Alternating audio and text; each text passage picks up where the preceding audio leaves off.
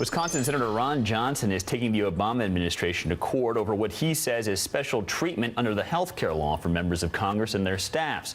Johnson filed a lawsuit Monday in federal court in Green Bay, Wisconsin, against the Office of Personnel Management, an attempt to block the federal government from making an employer contribution to congressional health plans under the D.C. exchange. Democrat supporters of this law basically made a covenant with the American people. They put on a pretty good show.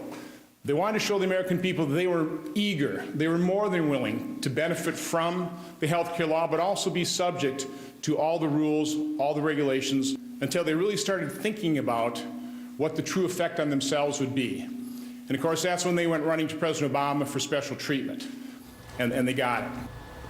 But Johnson's crusade is not going over so well with some of his colleagues, including members of his own party. Fellow Wisconsin Congressman Jim Sensenbrenner calls it, quote, a political stunt, saying in a statement, the employer contribution he's attacking is nothing more than a standard benefit that most private and all federal employees receive, including the president. This politically motivated lawsuit only takes public attention away from how bad all of Obamacare really is and focuses it on a trivial issue.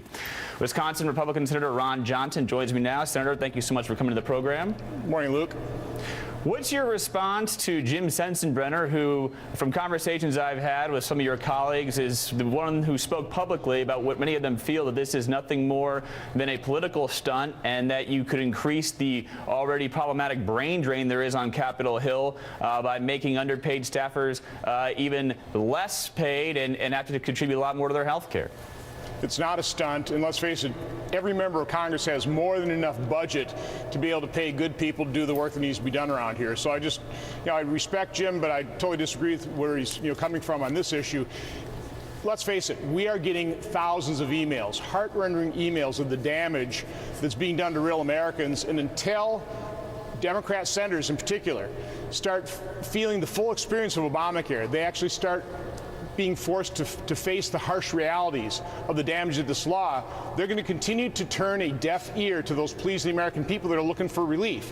So that's one of the reasons I think it's crucial that we end the special treatment for members of Congress. And the special treatment is they're going to get a tax advantage contribution into the exchanges that no other American is going to get. I mean, millions of Americans are losing the health care because of Obamacare.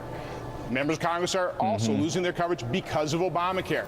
They're the only ones that get the special treatment of the pre-tax contribution into the exchange coverage. That's unfair, it's unjust. Yep. Senator Johnson, I mean, this is something that is often seen in the private sector. I want to put up a graphic from the Kaiser Family Foundation. The amount of premium support that private employers usually give their employees for health care is usually about 82% on average. The federal government only pays 72%. You were a business owner. Did you pay your employees a premium, and what percentage was that? Luke, absolutely. This is not about whether or not employers should provide coverage for their employees. What this is about is equal treatment under the law and following the law.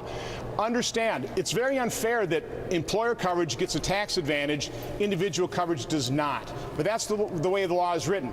If you want to change if you don't like the law, you need to change it. You can't continue to change this law through presidential edict. That's what this is also about, that constitutional issue. So again, this is not frivolous in by any stretch of the imagination. This is a serious lawsuit. It raises serious constitutional questions, and it deserves a full and robust public debate. But it centers on an issue where many in your party feel the other way. I want to go back to October. Let me finish, sir. Let me finish, sir. October, an article in Politico. Just about Speaker Boehner's private fight for health care subsidies. During a 5-month period stretching from February to July, Boehner and his aides sought along with Reed's office to solve what had become a big headache for both of them. They drafted and reviewed a possible legislative fix, as well as continue to push for an administrative one from the Office of Personnel Management. So there you have the Republican Speaker of the House essentially asking for what happened. Is he wrong? All I can say is every Republican except 2 voted during the whole government funding debate at the end of this fiscal year, voted for exactly the same result as would occur if I'm successful in my lawsuit. So they basically voted for a rejection of the OPM ruling. So publicly, everybody but 2 Republicans in Congress support my position in terms of the lawsuit. I want to go to the issue of pay, because that's something that I think a lot of Americans don't realize on Capitol Hill. This is from the Washington Times. There's high turnover, low median income. The average House staff assistant makes $30,000. Senate legislative correspondent about $35,000. House parking lot attendant $49,000. Under your plan, they're all paying significantly more for health care. Why should they? Making $35,000 a year or $30,000 a year answering phones. I mean, is that not sort of what they're signing up for, to serve their country? They're getting a little bit of a benefit on health care? Luke, I'm looking for equal treatment under the law.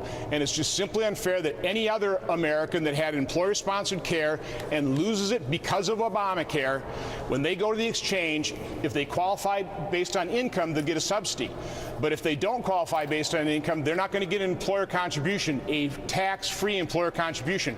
Only members of Congress and their staffs get that special treatment.